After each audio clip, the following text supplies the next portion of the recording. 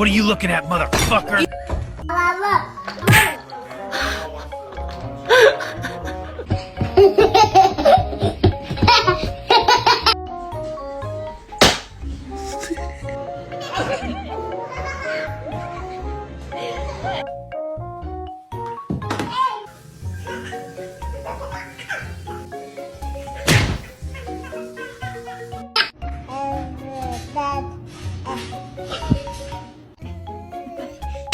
Oh.